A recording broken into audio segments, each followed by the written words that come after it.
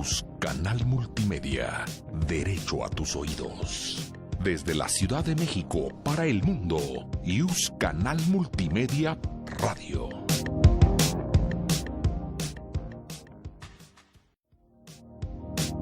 News Canal Multimedia. Derecho a tus oídos. Desde la Ciudad de México para el mundo. News Canal Multimedia Radio.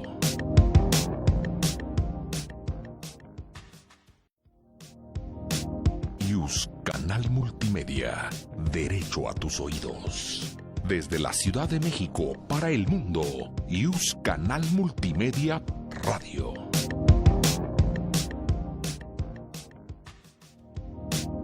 La voz del derecho se escucha en News Canal Multimedia. Esta es una transmisión en vivo. ¡Comenzamos!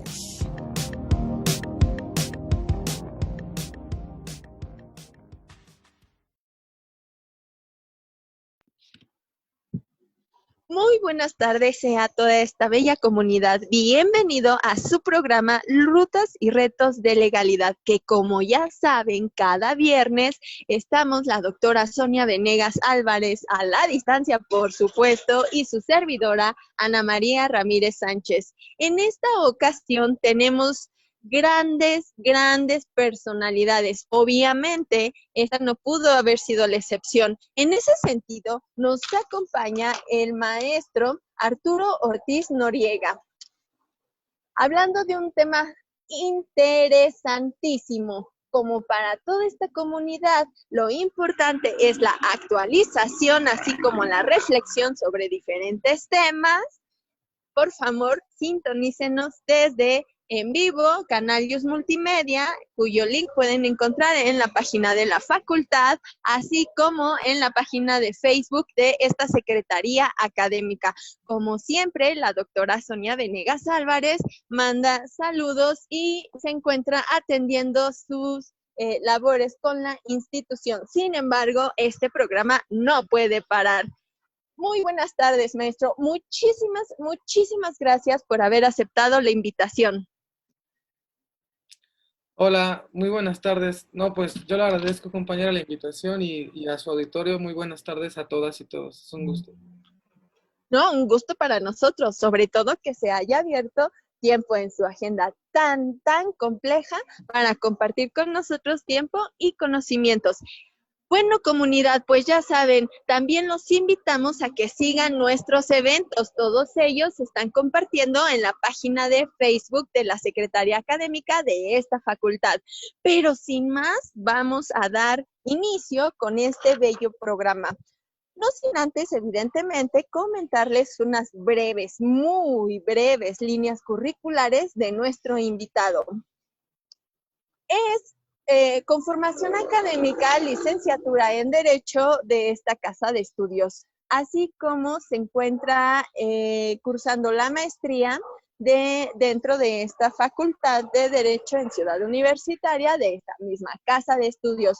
Como experiencia profesional, entre muchas, tiene en la Subsecretaría General de la Suprema Corte de Justicia de la Nación, abogado migratorio en Sin Fronteras, institución de asistencia privada, asimismo abogado de área de solicitud de protección internacional en la Comisión Mexicana de Defensa y Promoción de los Derechos Humanos, ACEM, y actualmente es abogado particular en materia de protección internacional y migración. Muchísimas gracias, reitero, maestro, y pues bueno, a nombre de la doctora Sonia Venegas Álvarez también, sea usted bienvenido. En estas cuestiones, sobre todo de protección internacional, de protección migratoria, ¿nos puede dar una breve introducción, sobre todo porque le comento, maestro, nuestra audiencia está conformada preponderantemente por estudiantes de esta casa de estudios? Sin embargo, es importante mencionar que también nos siguen diversos docentes de la misma y público en general. En ese sentido, por favor, maestro, ¿nos puede dar una breve introducción sobre este tema? Sí, claro que sí. Pues miren, para hablar de personas en necesidad de protección internacional o refugiadas o asilo, como las conocemos comúnmente, ¿no? Podemos hablar que este concepto contemporáneo que tenemos ahora empezó a partir de los sucesos de la Segunda Guerra, ¿no? De 1939 a 1945, ¿no? Fueron acontecimientos bélicos como nunca se habían visto en el mundo. Y pues obviamente estos acontecimientos bélicos y esta violencia que se generó, y por ejemplo, un caso muy ejemplificativo, es por ejemplo la persecución que empezó a formular el Tercer Reich en contra de las personas que tenían una religión específica, ¿no? Hay, por ejemplo, las personas que profesan la religión judía, ¿no? Entonces, ese es un caso muy específico de la violencia que se generó, ¿no? Y a partir de esto, de esta persecución que las personas vivían en sus países de origen, tenían que verse obligadas a huir, ¿no? Para salvaguardar sus vidas, su integridad física, su patrimonio, sus familias, tenían que verse obligadas a cortar el lazo de tu hogar y tener que ir a buscar a un tercer país, a buscar refugio, a buscar asilo, ¿no? Entonces es ahí cuando nace esta necesidad. Y bueno, la ONU, en ese entonces ya, la Organización de las Naciones Unidas, se da cuenta del problema, dice, hay que hacer algo, ¿no? Y entonces ya la primera gran convención la tenemos en 1951, ¿no? O sea, la ONU, después de toda esta experiencia que se vivió en la Segunda Guerra, hace una convención en 1951, reúne a varios países, y ahí es cuando todos los países que signan esta convención, ¿no? Con el procedimiento que sabemos que debe de ser para que sea derecho positivo, pues se comprometen, ¿no? A proteger a estas personas que están pues, huyendo de su país, ¿no? O viendo cómo salvaguardar su vida. Entonces se hace la convención de 1951, ¿no? Por ejemplo, en México sabemos que quien ratifica este tratado internacional es un tratado internacional, es el Poder Ejecutivo, ¿no? De conformidad con el 89 fracción décima de la Constitución Política, ¿no? Entonces el Ejecutivo, ¿no? Obviamente suscribió este tratado y después fue ratificado por el Senado de conformidad con el 76 fracción primera, ¿no? Al grado que, si no me falla el dato, el 25 de agosto del 2000 se publica ya en el Diario Oficial de la Federación este decreto promulgatorio de la convención, ¿no? Y por ejemplo... Vaya, y dentro de todo esto, ¿qué impacto ha tenido dentro de nuestro país, maestro? Sí, esta convención de 1951 tiene un término de refugiado que es el clásico, ¿no? Por así decirlo, que es cuando las personas salen huyendo de su país por motivo de razas, nacionalidad, creencias religiosas, ¿no? Y ha ido evolucionando, ¿no? En 1951 fue la convención, en 1967 se hizo un protocolo, en 1984 se hizo una declaración de Cartagena, ¿no? Y este concepto tradicional que le comento, que es el de las personas que salen huyendo de su país por motivos de raza, origen, nacionalidad, se ha ido ampliando, ¿no? Al grado que, por ejemplo, al día de hoy, en la normatividad mexicana, en nuestra ley doméstica, como podríamos decir, es la Ley sobre Refugiados, Protección Complementaria y Asilo Político, ¿no? Esta ley fue apenas, se emitió en el 2011, ¿no? 11 años después de que se publicara en el Diario Oficial de la Federación la Convención. Y lo interesante, por ejemplo, de nuestra ley, que podríamos decir que es pues bastante progresiva, porque adopta todos los estándares convencionales en la materia de protección internacional. En el artículo 13 de nuestra ley sobre refugiados, protección complementaria y asilo político, tenemos las tres formas en las que una persona puede ser reconocida como refugiada, ¿no? O sea, se amplía, adopta la definición ampliada de refugiado que viene de Cartagena, y también ahí introduce un tercer supuesto, ¿no?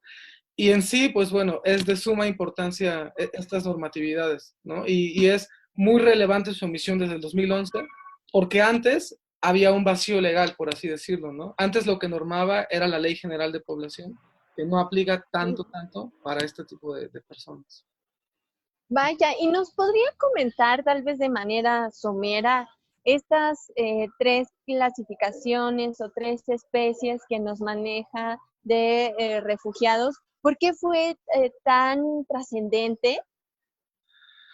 Sí, la trascendencia obviamente, ¿qué es lo que le digo? El compromiso internacional, en este caso de México, de proteger a las personas que han huido de su país porque su vida y o su integridad física se encuentra en peligro, ¿no? Ujú. Esa es la gran relevancia, ¿no? Esa es la obligación del Estado, ¿no? Y cómo el Estado mexicano va a identificar quiénes son refugiados y quiénes no son refugiados, ¿no? Ahí justamente está en la ley un proceso y en el fondo del asunto, como bien comenta, son tres supuestos, ¿no?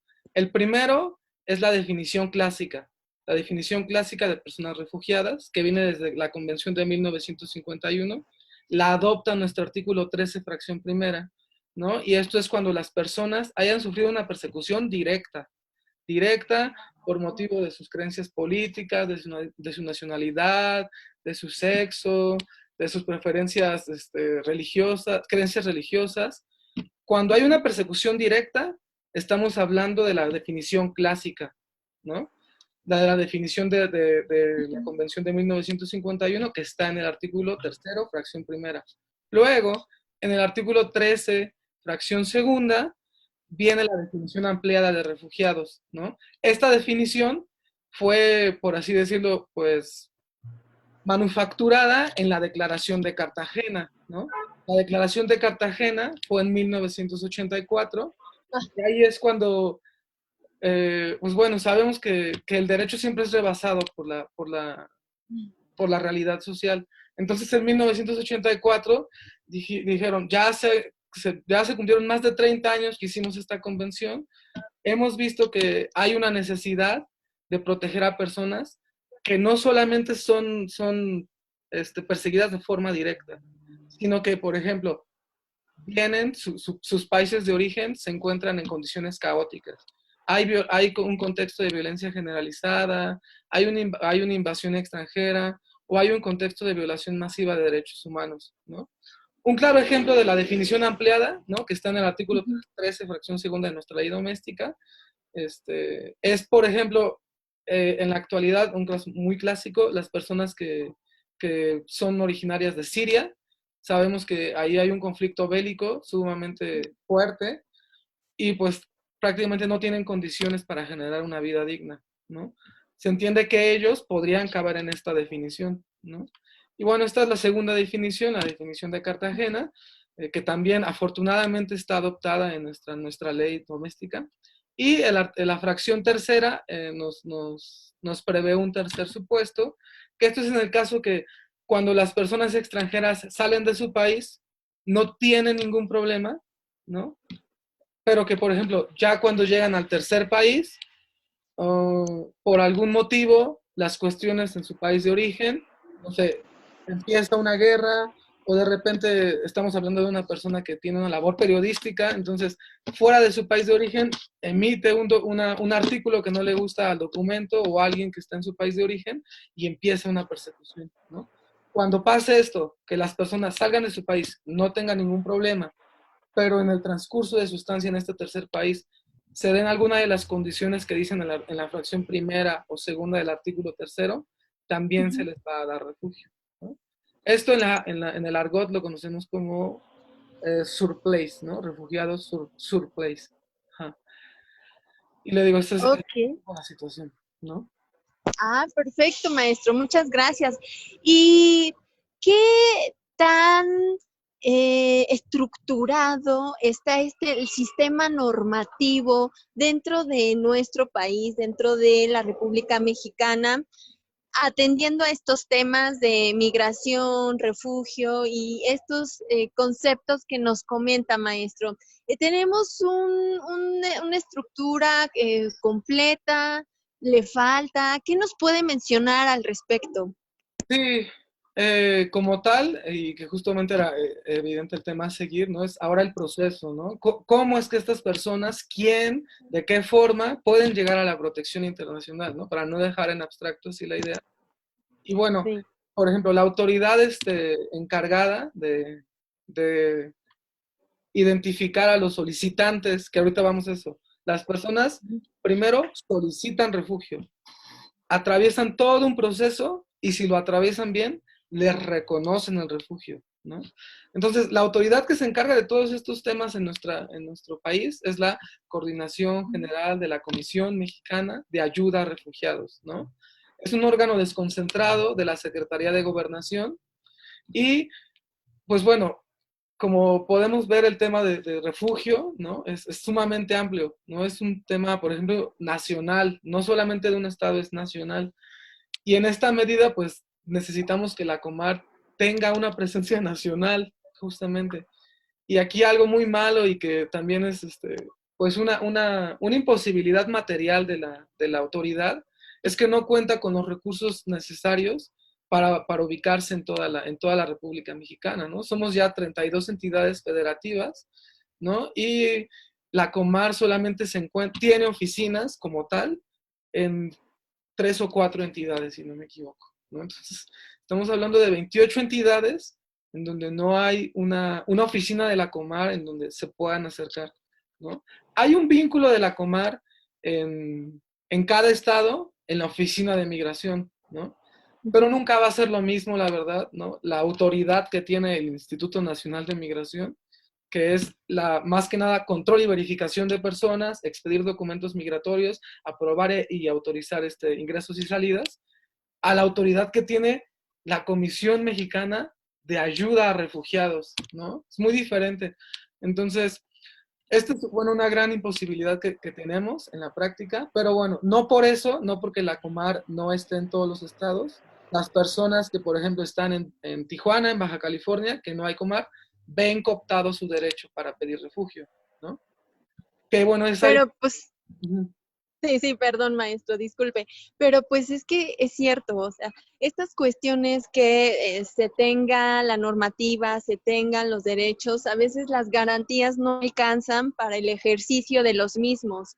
Y sin embargo, si las instituciones no están relativamente cerca o no son de fácil acceso, pues entonces realmente su objeto y su fin pues se ve un tanto obstaculizado. Sin embargo, bueno, es importante mencionarle, como usted nos comenta, que si no está cerca esta Comar, tienen la oportunidad o tienen la posibilidad de cualquier manera de tal vez trasladarse un poco más o tienen alguna forma distinta de acudir personalmente a esta institución, maestro.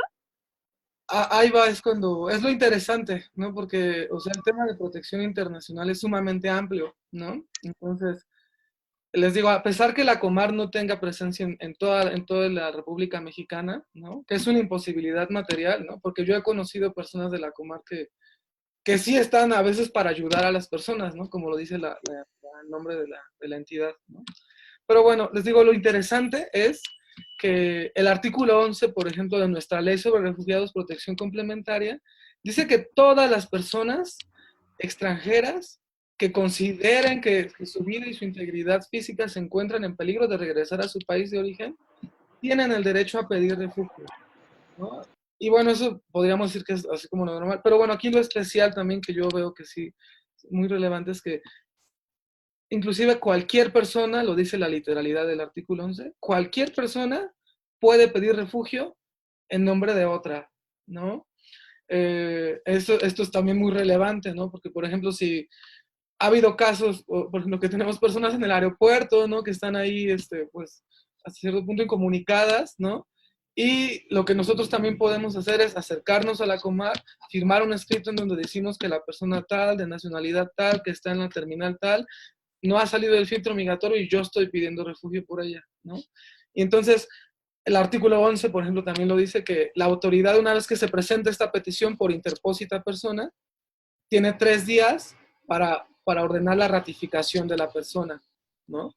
E inclusive, algo también muy relevante que lo dice el artículo 21, párrafo tercero de la Ley sobre Refugiados, Protección Voluntaria y Asilo Político, es que no solo migración o Comar tienen la obligación de darle trámite a una petición de refugio.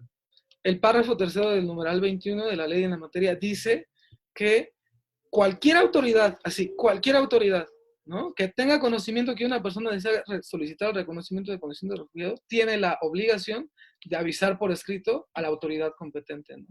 Que en este caso es Comar. Y bueno, de esta forma sí podemos ver que se van garantizando un poco el derecho a solicitar protección internacional en México, ¿no? Ah, qué maravilla. Entonces, hasta cierto punto atiende esta dinámica social y que ya no solo se restrinja a que quien realice la petición sea directamente el interesado, ¿no? Y respecto de algún asunto, maestro, que nos pueda comentar relacionado con estos temas que nos ha expuesto. Sí, pues bueno, tenemos varios asuntos en este tema.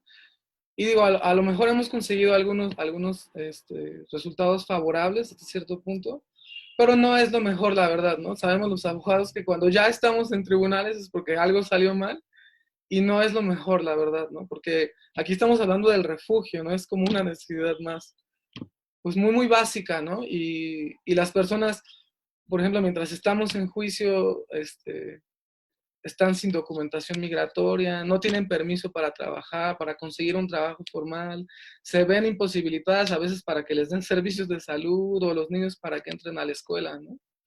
Entonces, bueno, igual es como decía una maestra, Marta Cervantes del Instituto de Investigaciones Jurídicas, que detrás de una gran historia de derechos humanos no hay una historia de sufrimiento, ¿no? Al final del día. Pero bueno, les digo, por ejemplo, un caso muy específico y que me gustaría platicar en el auditorio es que un juicio de amparo que promovimos en el estado de Veracruz, ¿no? Es una persona de nacionalidad cubana que pidió refugio, ¿no? Aquí también son muchos escenarios y les digo, este tema de refugio es también muy amplio porque también cómo ingresan las personas, luego cuando ingresan las envían a la estación migratoria, que están detenidas. Entonces, bueno, esta persona llegó irregularmente al país, la sorprende migración, la envía a una estación migratoria. En la estación migratoria pide refugio, ¿no? Uno de los grandes beneficios de pedir refugio, le digo, este tema es muy amplio, es los derechos que tienen las personas según es una amplitud muy grande, ¿no? Entonces, por pedir refugio, la autoridad le concede una medida alternativa a la detención y la deja en libertad, ¿no? Mientras se tramita su petición de protección internacional en la Comar, ¿no? Que ahí cabe decir que en Veracruz hay una Comar, ¿y dónde está la Comar? En Acayucan. Está al ladito de la estación migratoria, ¿no? Entonces, ahí no teníamos como la imposibilidad que no hubiera Comar, ¿no? La persona sale, tiempo después, que también es un gran debate, un gran problema, de cuenta que una vez que se hace la petición, el artículo 24 de la ley en la materia dice que la autoridad tiene 45 días hábiles para resolver el fondo de la petición, ¿no? Pero en la práctica vemos que estos 45 días hábiles siempre se ven rebasados, ¿no? En este caso tardó como unos 5 o 6 meses, ¿no? Le emitieron la resolución, fue negativa, ¿no? Y aquí es cuando nos vamos al amparo, ¿no? Un poquito para identificar como el camino procesal que se siguió. Y una vez que estamos en el amparo, el argumento, nosotros hicimos más que nada argumentos de fondo, ¿no? Y un argumento de fondo que yo creo que vale traer la pena a colación aquí es que la persona que les comenté era de nacionalidad cubana, ¿no? Y ya platicamos muy brevemente sobre cómo es que te van a dar protección internacional, ¿no? ¿En qué supuestos? Son 3, ¿no? Entonces, les digo, esta persona era de nacionalidad cubana, ¿no? Lo que nosotros decíamos, y era el argumento de fondo como consideramos más fuerte, es que decíamos que Cuba, el país de donde era originaria esta persona, tenía un contexto de violación masiva de derechos humanos, ¿no? ¿Y cómo decíamos que era esto? Un contexto de violación masiva de derechos humanos, pues es cuando sistemáticamente el Estado empieza a violar los derechos humanos de toda la población, ¿no? Y curiosamente en Cuba, ¿no? Nosotros sabemos que viene de un régimen pues comunista, ¿no? De hace mucho tiempo, desde la revolución, 60 años. Y, por ejemplo, unas documentales que presentamos en el juicio y que yo creo que también, digo, es muy importante, es que la Comisión Interamericana saca informes anuales, ¿no? Y, por ejemplo, en el informe anual de 2019 emitió el informe y hay un capítulo especial, es muy especial, es como un capítulo en donde ningún estado quiere estar, ¿no? Por así decirlo. Es el capítulo cuarto B, si no me equivoco. Entonces, la comisión saca su informe anual y en ese capítulo solo ahí ingresa naciones que tienen un estado, pues no muy armónico de Estado de Derecho, ¿no? Por así decirlo. Entonces, en el informe de 2019, Cuba aparece ahí, ¿no? Y prácticamente dice que no hay Estado de Derecho, que el Estado cubano viola sistemáticamente los derechos humanos de toda la población, ¿no? En específico llama la atención la libertad de expresión, ¿no? Que tienen las personas allá, está sumamente cooptada. También en febrero de 2020 la comisión emitió un informe y reitera prácticamente esto, ¿no? Y por ejemplo, este informe que le digo de 2019, Cuba ha estado en ese capítulo por 20 años, si no me equivoco, ¿no? Entonces, consideramos que hay una amplia documentación del contexto de violación masiva del que viene huyendo esta persona.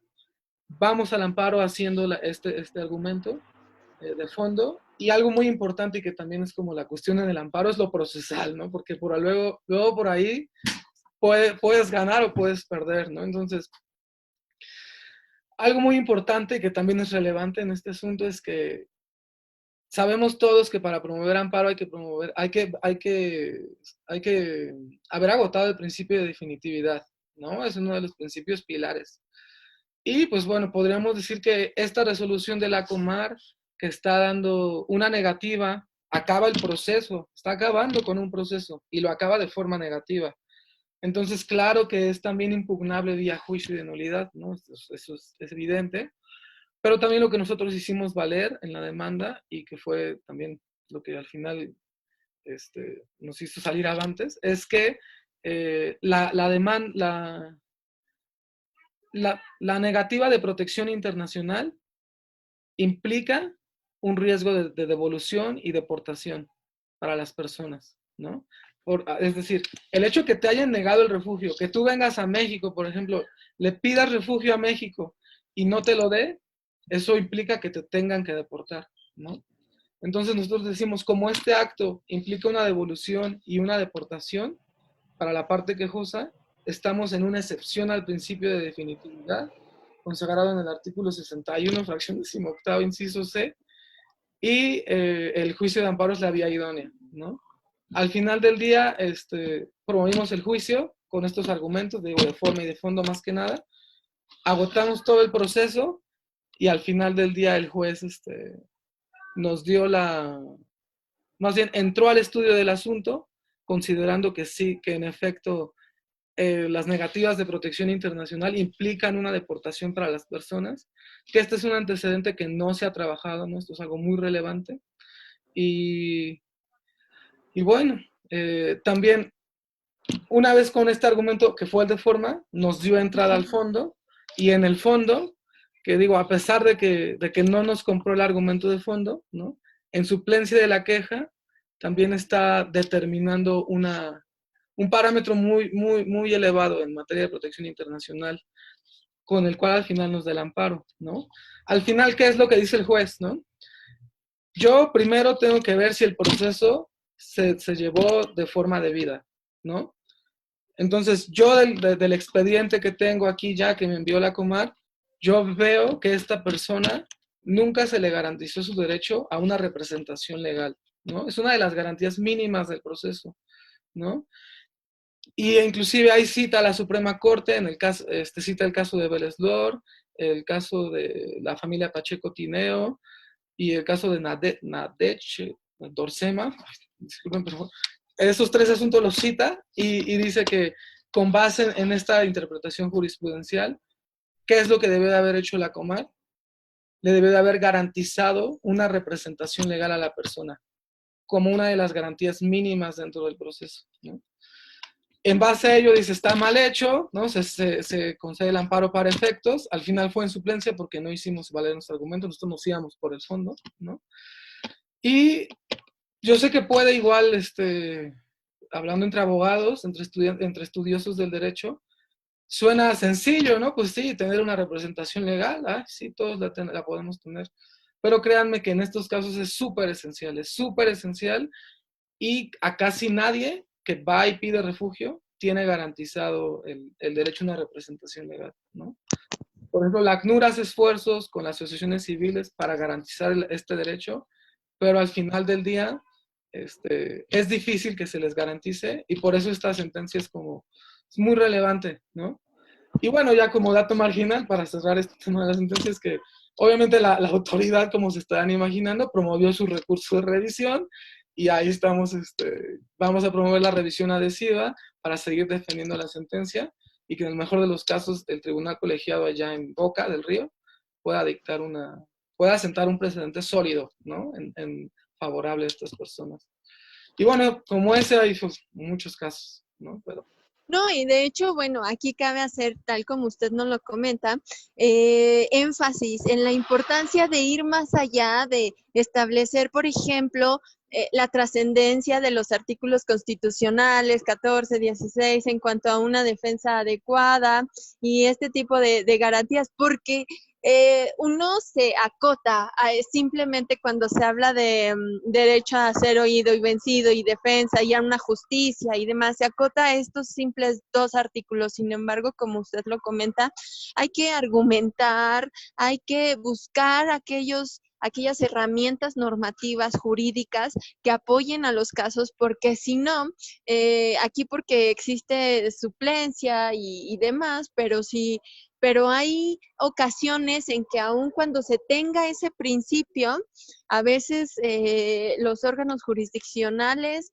bueno, pues no cuentan con todas las herramientas, aunque deberían hacerlo, pero bueno, lo importante es estar marcando el cauce por que nosotros queremos conseguir, del objetivo que nosotros queremos conseguir, pues sobre todo en una ardua labor como es esta cuestión migratoria de refugios y demás, de refugio y demás, porque pues como lo dijo, implica que se lleve a cabo un acto de difícil o imposible reparación, dependiendo del caso. Entonces, bueno, hay que estar ahí atentos y pues con una labor trascendental.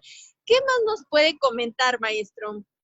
sí, les digo, este tema, por ejemplo, de que se sentó en la demanda, ¿no? Es sumamente importante. Y más que nada, por ejemplo, el argumento formal, ¿no? Porque es difícil, y créanme, yo se los digo, es difícil que un juez te dé entrada de esto, ¿no? En contra, para impugnar esta resolución negativa. Porque siempre todos van a desecharte la demanda, porque van a decirte que tenías que agotarte el juicio de nulidad, ¿no? Y pues bueno, esperemos sentar este precedente, ¿no? Por ejemplo, en este mismo sentido, que les digo, que las negativas de protección internacional implican un riesgo de deportación, y que por ende la vía idónea es el amparo, es el juicio de amparo, ¿no? También lo que decimos, ¿no? Es que este acto, al entrañar la deportación, ¿no? No solamente la vía idónea es el amparo, ¿no? Que es un poco el precedente que vamos a ver ahorita. No solamente la vía es el amparo, la vía idónea, sino que también a partir de que esta negativa te implica el riesgo de deportación, no hay la promoción del juicio de amparo, no está sujeta a un plazo, ¿no?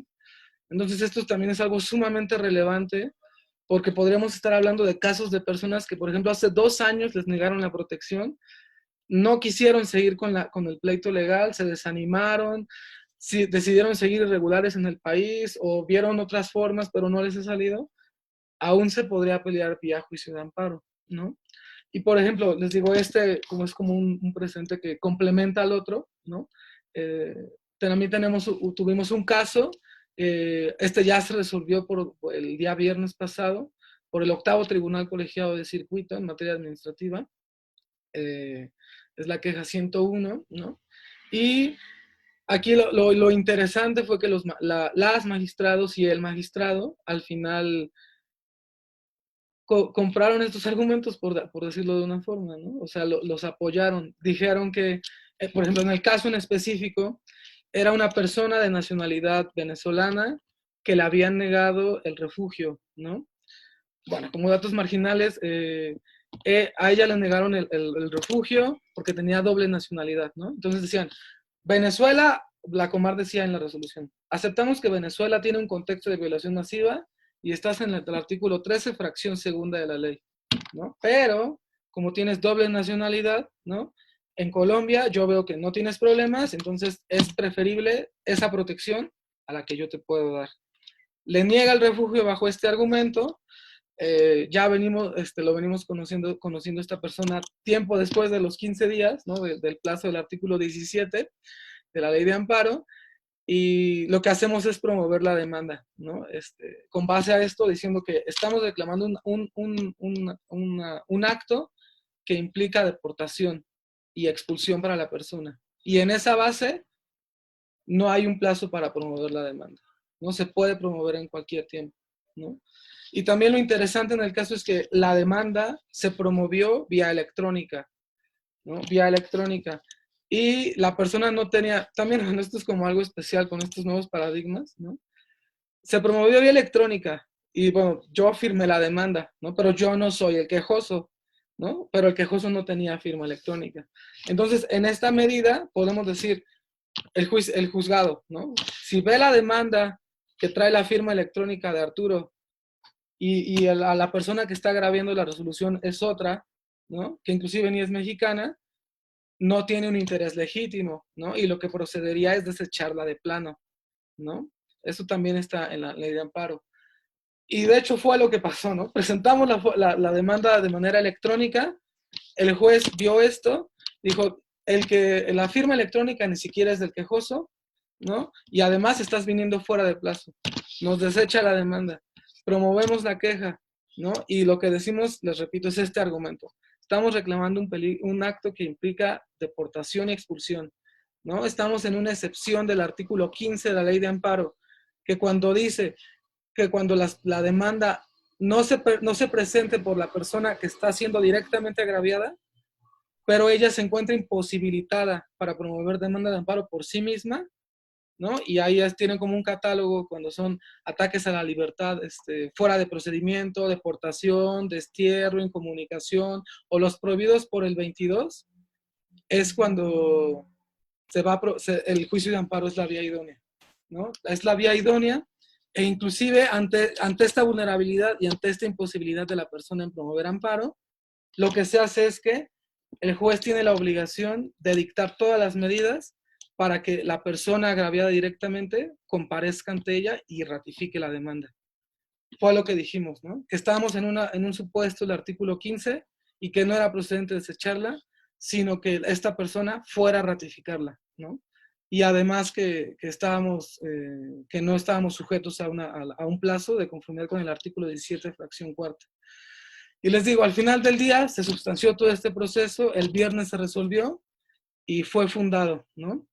Pueden ver la sesión ahí, les digo, es del octavo tribunal colegiado, la tienen que buscar, es una sesión muy larga, ¿no? Los magistrados se toman muy en serio sus discusiones de ese tribunal colegiado, pero bueno, les digo, este sería un poco el sentido, ¿no? Y viene a colación a robustecer el otro precedente que logramos en Veracruz, ¿no? ¿Cuál es? Que el juicio de amparo sea la vía idónea para impugnar las negativas de protección internacional. E inclusive no hay plazo para esa promoción, ¿no? Ah, qué bien, maestro, muchas gracias. Y entonces, respecto, por ejemplo, si ya se concedió este amparo tan solo en Veracruz, ¿ustedes qué seguimiento le dan? ¿O hasta dónde llega su labor? Por ejemplo, ahorita usted, en donde se encuentra laborando, ¿hasta dónde llega su labor? ¿Hasta dónde ya no les es posible seguir interviniendo o tal vez dando o proveyendo a estos refugiados de las garantías para el ejercicio de determinados derechos? ¿Hasta dónde tienen ustedes límites? Si es que lo tienen, y si no, no sé, coméntenos qué otro tipo de circunstancias son las que ustedes tienen oportunidad de apoyar y de acompañar a las personas. Sí, pues Nosotros más que nada, por ejemplo, yo en mi caso, yo me circunscribo específicamente a lo legal, ¿no? Que luego es también muy amplio, pero por lo general, ¿no? Un abogado de refugio, ¿no? Lo que hace y de migratorio es ayudarte a que tramites tu refugio, a que la consigas, obtengas tu documento migratorio y ahí acaba el cuento, por así decirlo, ¿no? Una vez que se consiga el refugio y se consigue el documento migratorio y la persona ya puede estar aquí en el país bien, por así decirlo, acaba como esta labor, por ejemplo, de abogado de la mía, ¿no? Y les digo, más allá también de esto, por ejemplo, el ACNUR financia organizaciones de la sociedad civil que se dedican a brindar sí,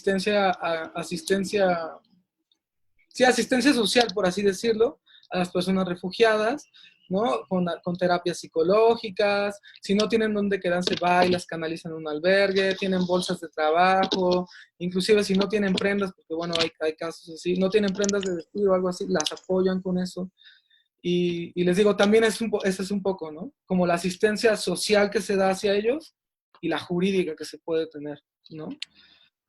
Y dentro de este aspecto de asistencia jurídica, ¿hay algunas medidas que justamente se puedan solicitar vía, no sé, tribunales, vía relaciones exteriores, vía migración, que ustedes como grupo jurídico pueden solicitar, no sé, medidas de urgencia, medidas de atención prioritaria, algún tipo que ustedes tengan facultad para solicitar mediante algún mecanismo jurídico? Sí, sí hay la facultad, ¿no? Pero la facultad obviamente es de las personas de refugio, ¿no? Que ya cuando vienen a nosotros podemos ejercer la facultad en su nombre, ¿no? Por ejemplo, en el caso de una persona que no tuviera, por ejemplo, un acceso a la salud o que estuviera, por ejemplo, en la calle y no la quisieran canalizar, ¿no? Que es raro, porque, por ejemplo, la Comar yo he visto que sí canaliza a las personas, ¿no?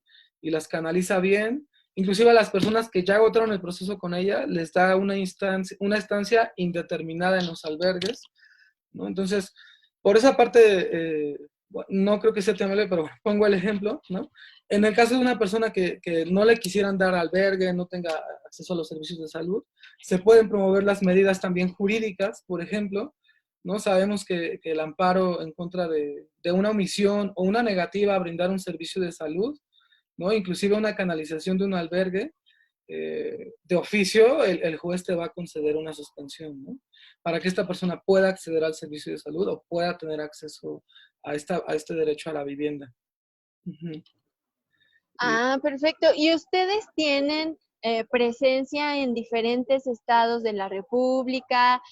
¿Cómo funcionan en donde usted ahorita se encuentra laborando? Sí, bueno, aquí que vale la pena yo creo que aclarar. Yo ahorita estoy laborando de forma particular, yo estoy por mi parte, ¿no? Justamente. Ah, Previamente, que fue lo que le iba en mi currículum, yo trabajaba con organizaciones de la sociedad civil, ¿no? Y por ejemplo, algo de las organizaciones de la sociedad civil es que están coordinadas, sí hay redes de coordinación, ¿no?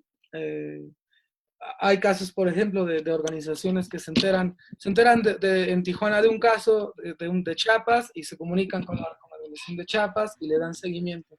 Entonces, sí, ¿y usted como independiente tiene contacto con algunas otras? sí, O cómo funciona usted, por ejemplo, cuando acude pues, apoyo jurídico de este tipo de personas? sí, yo conozco a varias personas de las organizaciones, digo, son muchas, ¿no? Aquí en la ciudad hay varias. Pero, por ejemplo, yo en mi caso en específico, yo llego como representante legal, como abogado particular, ¿no? De las personas y también vale la pena aquí señalar que, por ejemplo, todos los casos que llevo de refugio, la mayoría son pro bono, ¿no? Porque, pues bueno, sabemos que la necesidad en la que están las personas, ¿no? Y yo sé que, bueno, nunca me voy a hacer rico de esto. Y es así, ¿no? Como más que nada yo, por ejemplo, llego a tener los casos, ¿no? Que me llegan por recomendación y digo, afortunadamente ahorita tenemos bastantes casos, bastante trabajo. Y le digo, independientemente uno que sea organización de la sociedad civil o no, tiene derecho. La persona tiene derecho a designar a cualquier persona, ¿no? Como representante legal, si es abogado mejor, claro. ¿Mm? Ah, perfecto. Pues muchas gracias, maestro. ¿Nos podría dar una conclusión, más o menos 5 minutos, para poder estructurarles y mostrarles un panorama muy general a nuestra querida audiencia acerca de todo este tema tan interesante que vino a conversar con nosotros? Sí, claro.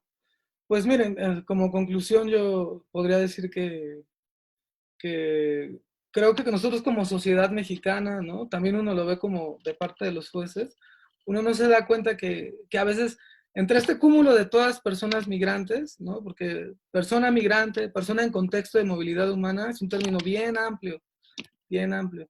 Y que dentro de ese término bien amplio hay un grupo muy específico de personas, que son las personas que están en necesidad de protección internacional, ¿no? Que han pedido refugio, que están pidiendo asilo, que no pueden regresar a su país. Entonces yo lo que me gustaría es como igual con el auditorio, ¿no? Las estudiantes, las y los estudiantes, las y los maestros, generar conciencia también, ¿no? Como estudiosos de derecho, porque a veces yo lo veo desde el juzgado, es difícil, ¿no?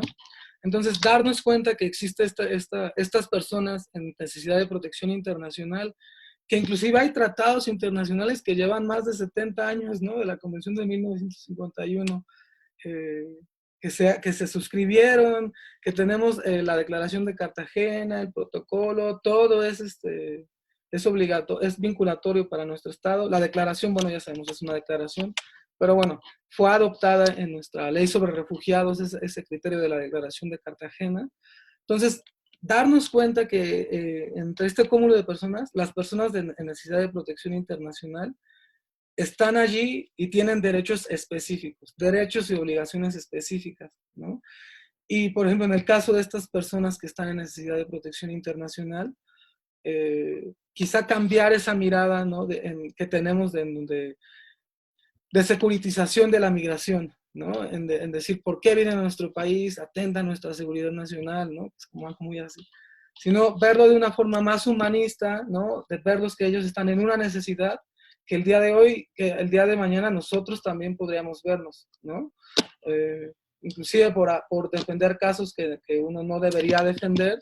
Ha habido casos de abogados que han tenido que irse, ¿no? Como el caso de Digno Ochoa, de la Defensora de Derechos Humanos, y, o sea, hacernos sensibles, ¿no? Más que nada de todo lo jurídico y el amparo y el principio de definitividad, ver esta parte también como más sensible, ver que tienen derechos muy específicos que no se están inventando, que están en la ley, que es positiva, que es vigente en México y que se lleguen a aplicar, ¿no? Que se lleguen a aplicar para que al final del día estas personas puedan tener una oportunidad, una segunda oportunidad en el país, ¿no? Yo creo que es lo que todos nos merecemos. Y al final del día, pues también, bueno, ojalá, por ejemplo, que la Comar, que el gobierno, como conclusión, en este caso la 4T, le asigne más presupuesto a la Comar, ¿no? Porque la Comar lo necesita. Y bueno, la Comar y más que nada las personas que llegan a este país en esta necesidad, ¿no? Que se le provean de recursos para que pueda hacer su chamba mejor que nunca, ¿no? Y también ojalá que los jueces sean más abiertos, ¿no? Porque, por ejemplo, les comenté estos casos, pero hay otros casos de terror literalmente, en donde llegan las personas al aeropuerto, se promueve el amparo para que no se les vaya a expulsar, porque cuando llegan al aeropuerto no han ingresado formalmente al país, están en territorio internacional. Se promueve el amparo para que no los rechacen. El juez dice, está bien, no los voy a regresar, pero que las cosas queden en el estado en que se encuentran. ¿Y cómo están las cosas? Con la persona detenida en la estación, ahí en el aeropuerto. Entonces les digo, también cambiar esta mirada, que los jueces vean que estos derechos sí son obligatorios, sí son y verdaderamente tienen operatividad en el sistema jurídico mexicano, ¿no? Ok, pues muchísimas gracias, maestro. Desafortunadamente el tiempo o es aliado o es enemigo. Sin embargo, aprovechamos muy bien su vasta experiencia, sus conocimientos tan amplios que tiene y especializados además que tiene en el tema. Agradecemos mucho que haya estado con nosotros, con esta hermosa comunidad que además cada día crece y crece a muchísimos integrantes. Entonces, pues bueno, seguramente todos estos conocimientos que usted compartió llegarán a más y más personas y esperemos que algún momento, algún día, pues bueno, ya no sea necesaria tanta presión por parte de todos los ciudadanos y la población en sí. Muchísimas gracias, maestro. Gracias a ti, compañera, y a tu auditorio. Un saludo a todos. Muchas gracias. Pues bien, estimada comunidad, hemos llegado al final de este hermoso programa. Como ustedes ya pudieron escuchar y ver, es un tema amplísimo, requiere de conocimientos específicos y sobre todo la suma de más interesados e interesadas en el tema, porque pues para el apoyo y para la ayuda nunca sobran manos y mucho menos acciones. Y lo importante de todo, pues bueno, es mostrarles panoramas, así es de que saquen lápices, saquen agendas y pónganse a estudiar y reflexionar respecto del tema. Pasen hermoso, hermoso viernes, cuídense mucho y nos vemos la siguiente semana. Esto es Rutas y Retos de Legalidad con la doctora Sonia Venegas Álvarez y su servidora Ana María Ramírez Sánchez. Hasta pronto.